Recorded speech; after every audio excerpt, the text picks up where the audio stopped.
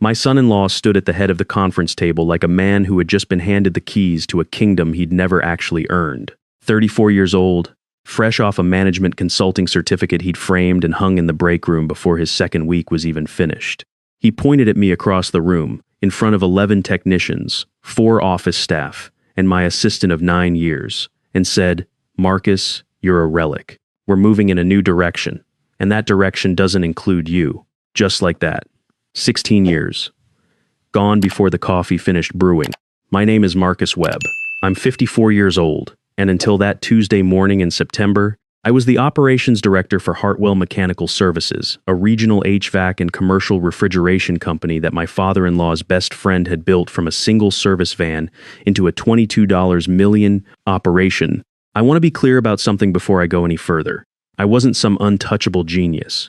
I didn't have a wall of degrees or a LinkedIn profile with 1,000 connections. What I had was 16 years of showing up, learning every system, building every relationship, and quietly becoming the single person in that building who knew where everything was, who everyone was, and why any of it mattered. And my son-in-law, the owner's youngest son, who'd married into the company's future the same way he'd coasted through everything else in his life, had just called me a relic in front of my own team. I didn't raise my voice.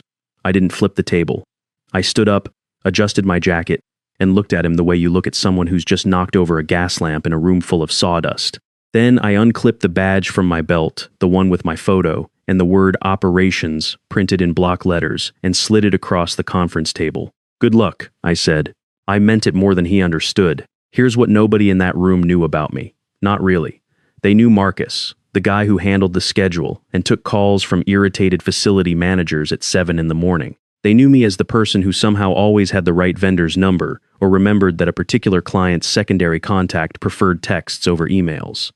I was background noise with a coffee mug, the kind of employee who becomes invisible because things always worked when he was around. What they didn't know was the architecture underneath.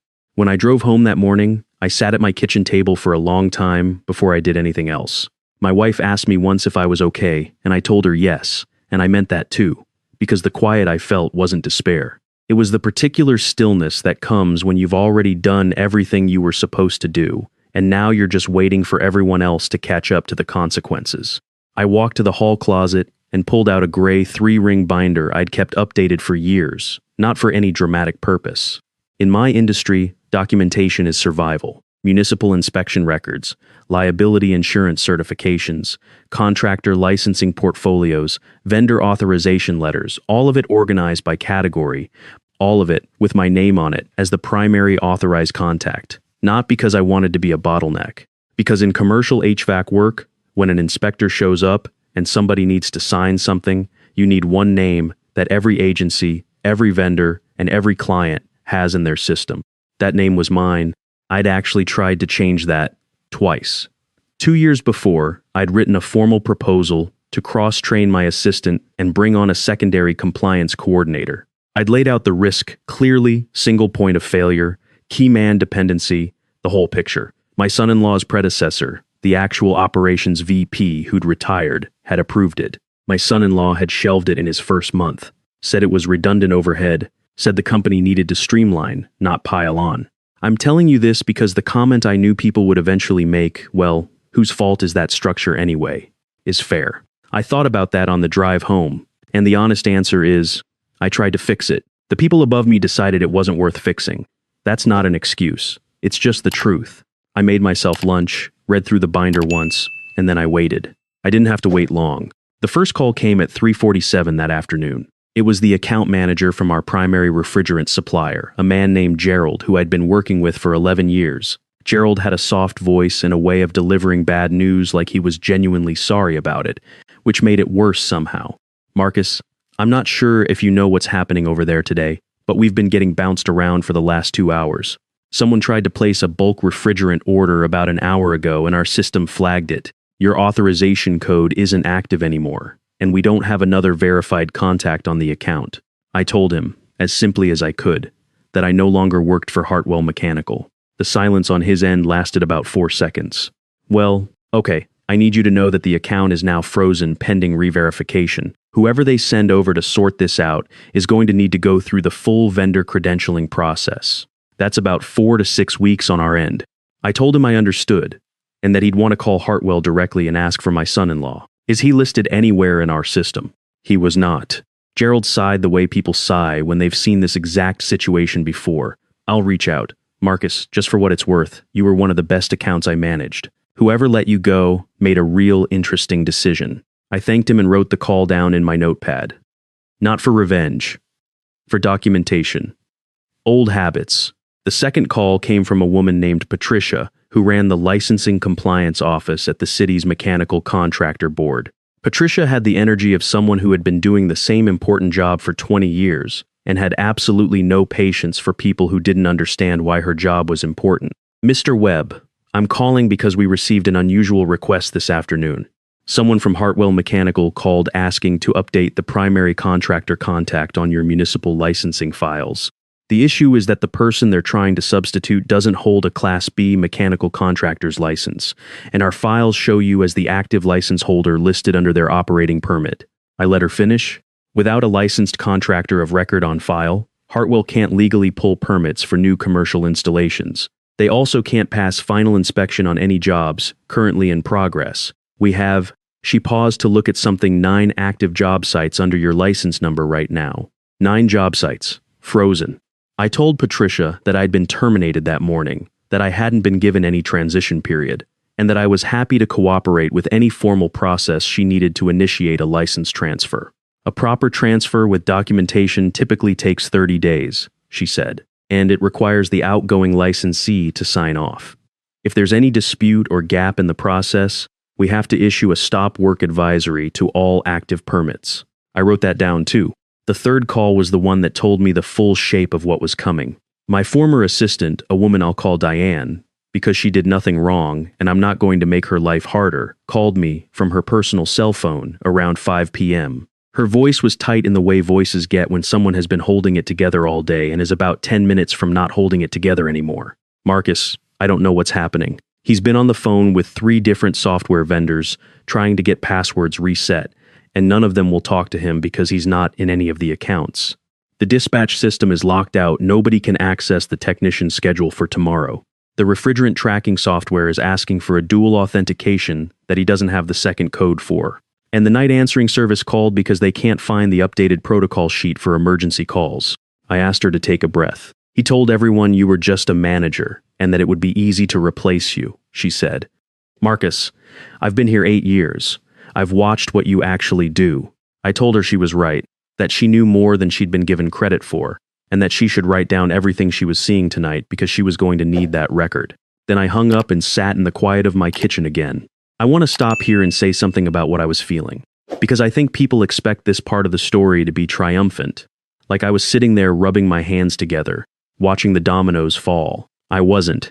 I was thinking about the 9 job sites where my guys were showing up at 7 in the morning and didn't know yet that their permits might get flagged. I was thinking about the small restaurant on the east side that had been waiting 3 weeks for a refrigeration repair and was now going to wait longer. I was thinking about Diane, who was still in that building at 5 p.m. cleaning up a mess she didn't make. I was sad. Genuinely, specifically sad. Not for my son-in-law. For the 23 people who worked there who were about to find out that leadership failure has a very flat trajectory when it falls. Tuesday morning was the permit crisis. I didn't see it firsthand, but I got a call at 8:15 from the foreman on the Thompson Avenue job, a commercial kitchen overhaul for a hospital food service contractor that had been running for 6 weeks. He was calm in the way very experienced tradesmen are calm, which is to say he was furious but too professional to show it directly. Marcus, the city inspector, showed up this morning and issued a stop work. Said there's a flag on the permit, something about the license of record. My guys are standing around in a hospital kitchen. Every hour we're stopped here is delay penalties on the contract. I told him what I knew, which was that the licensing situation at Hartwell had not been resolved. Does he know what delay penalties look like on a hospital contract? He did not. $2,500 a day, the foreman said. Starting this morning. By Wednesday, the refrigerant situation had escalated. Gerald from the supply company had reached out to Hartwell, been transferred 3 times, eventually reached my son-in-law, and been told, and this part I learned later, that Gerald was being difficult and obstructionist, and that Hartwell would simply find another supplier. Gerald, who had been in the refrigerant distribution business for 22 years, had then made a few calls of his own and discovered that every major regional supplier had Hartwell's account flagged under my name as the verified purchaser of controlled refrigerants. R410A and its alternatives are regulated under EPA Section 608. You cannot purchase them commercially without a certified technician's authorization on file. My certification number was on every purchase order Hartwell had placed for 11 years. They couldn't buy refrigerant from anyone. 7 active service calls in the queue involved refrigerant replacement. 7 customers, restaurants, grocery stores, a nursing home, a school cafeteria were waiting on repairs that couldn't happen because the company literally could not purchase the materials to complete the work. My son-in-law's solution, which I learned about from Diane, was to tell the service coordinator to call the customers and say there was a supply chain delay. When the service coordinator pointed out that refrigerant was not actually in short supply anywhere, my son-in-law told her to handle it and left for a lunch meeting. Thursday was the insurance event. Our commercial general liability carrier, a regional firm I'd worked with since my 3rd year at Hartwell, had a provision in our policy that required annual verification from the designated operations officer. That verification was tied to our licensing status and our compliance record. When the licensing flag hit the State Contractor Board database on Tuesday, the insurance carrier's automated monitoring system picked it up by Thursday morning and generated a compliance review notice. The carrier's contact, a man I'd spoken to every year for 13 years during our annual review, called my cell phone, not the office number because mine was the only personal contact he had stored. Marcus, I'm going to assume you're no longer at Hartwell based on what I'm seeing, so I'll keep this brief. Their policy is in provisional status, pending license resolution. If the licensing issue isn't cleared in 10 business days, the policy lapses. Without active general liability coverage, they legally cannot have technicians in customer facilities. 23 employees, most of them field technicians, who could not legally work. 10 business days. I asked him if he had a direct contact at Hartwell he could reach. We have the main office number. We called twice. The first time someone put us on hold for 17 minutes and then disconnected.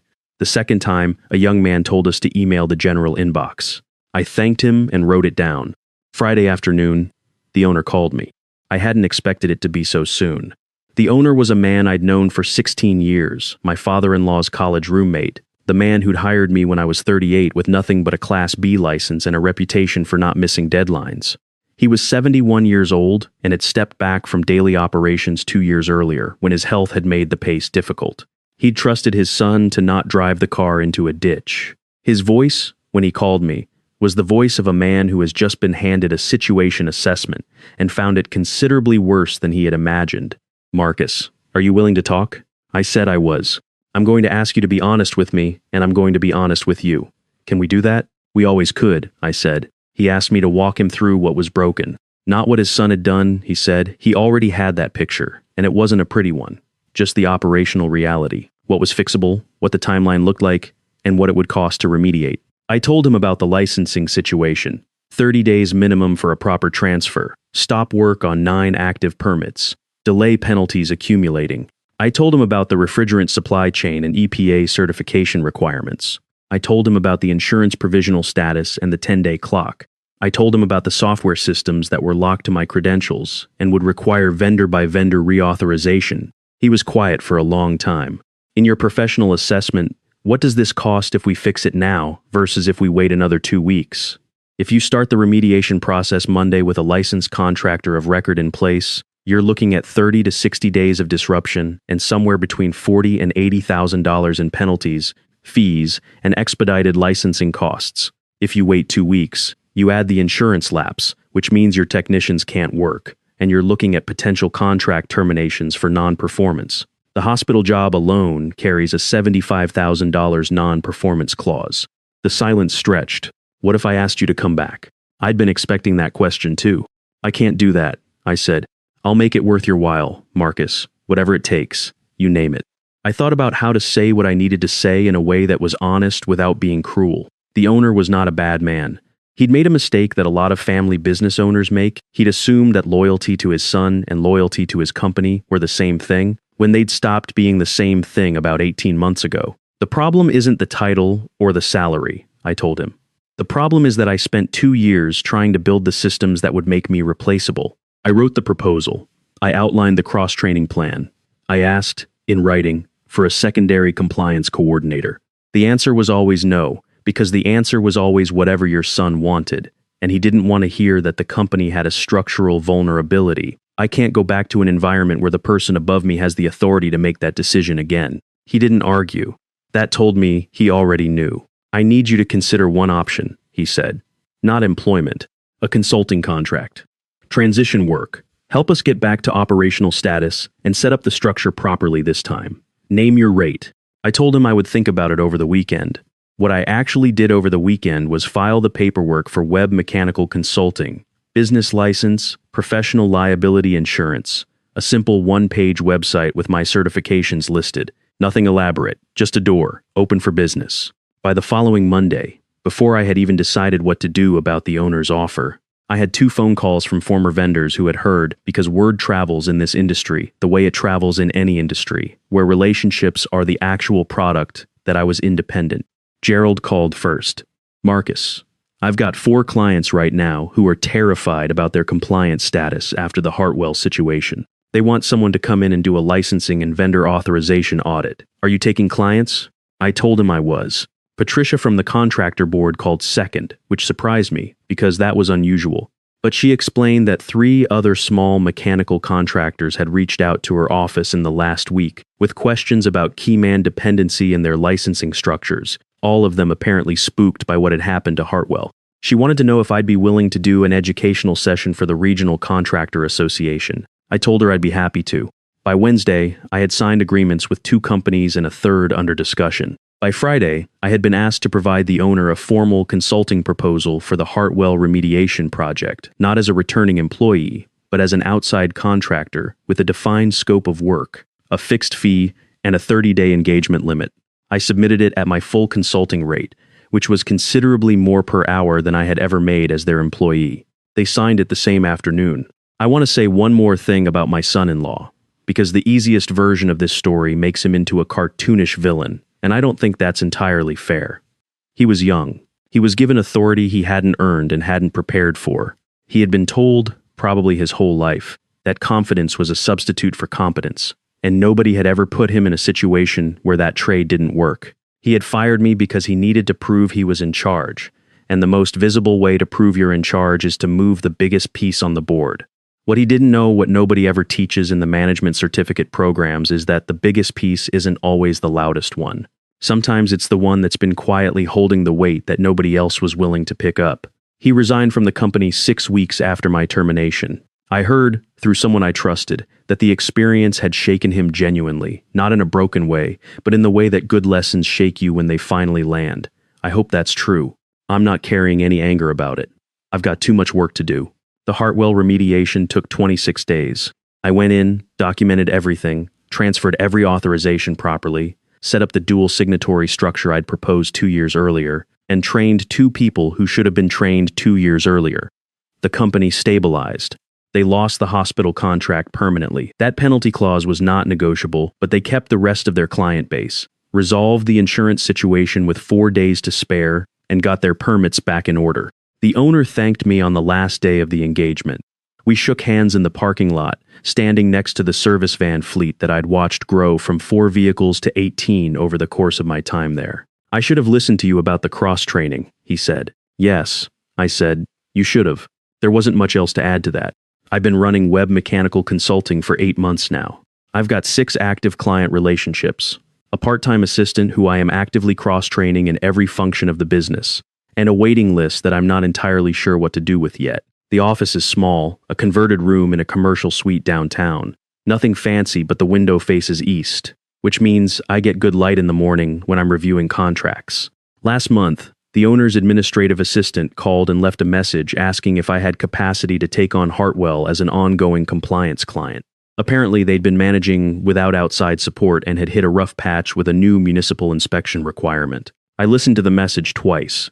Then I looked at my schedule. I called her back on Thursday of the following week. I told her that my current client load didn't leave room for a new engagement before the second quarter, and that if they wanted to get on the calendar, she should reach out again in March. She asked if I could make an exception. I told her, as politely as I knew how, that I treated every client the same way, which was the way I'd always done the work, right from the beginning. I'm booked, I'm busy, and for the first time in 16 years, every decision about how I spend my time is mine to make.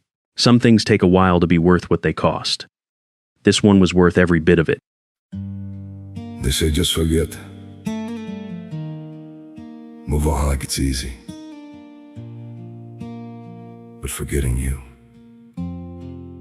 feels like remembering someone I've never seen. I've been trying to erase you from the places in my mind, but the harder that I fight it, the more you're hard to leave behind. Every memory keeps slipping through the cracks I try to close, like a face I should remember, but somehow never know. Forgetting you feels impossible, like chasing something I can't hold, like trying to remember someone that I've never even known. I keep reaching through the silence for a past I can't undo, 'cause letting go of what we had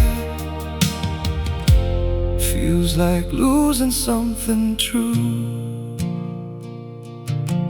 Every moment turns to fragments, every thought just fades to blue, like I'm searching for a feeling that still only leads to you. Forgetting you feels impossible, like chasing something I can't hold, like trying to remember someone that I've never even known. I keep reaching through the silence for a past I can't undo, 'cause letting go of what we had feels like losing something true.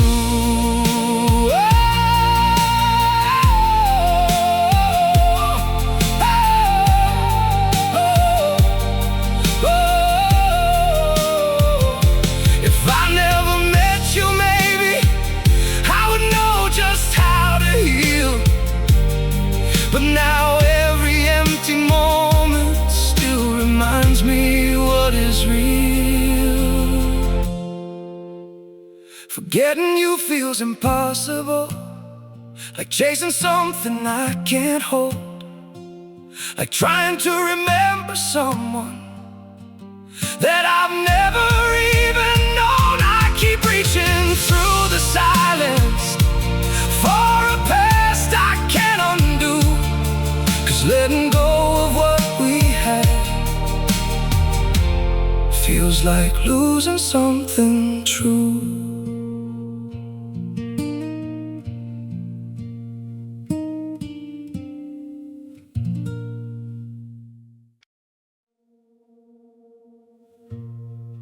Don't pity me. My heart doesn't need your mercy. I can still stand on my own.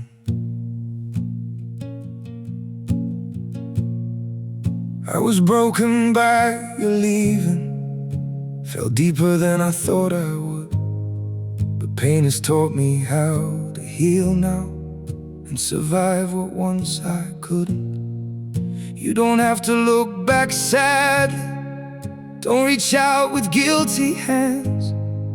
What you shattered made me stronger, now I rise where I once collapsed. My heart doesn't need your pity, not another empty sign. I've got enough strength left within me to rebuild this life of mine. My feet are steady through the sorrow, I can stand through all the pain. You don't have to save me, darling, I'll learn to breathe again. I once begged for your affection, Now I've learned my worth in scars, and the man you left in pieces found his own way through the dark. My heart doesn't need your pity, not another empty sign. I've got enough strength left within me to rebuild this life of mine. My feet are steady through the sorrow, I can stand through all the pain. You don't have to save me, darling, I'll learn to breathe again.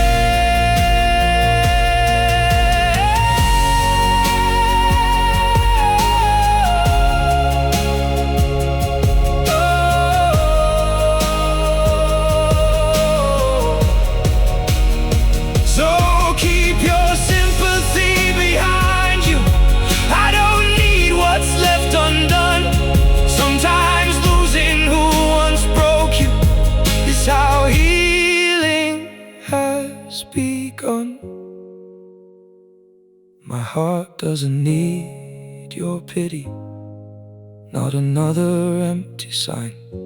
I've got enough strength left within me to rebuild this life of mine. My feet are steady through the sorrow, I can stand through all the pain.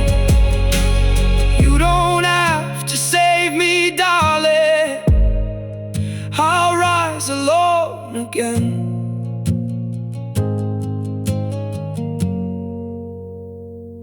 I'll rise alone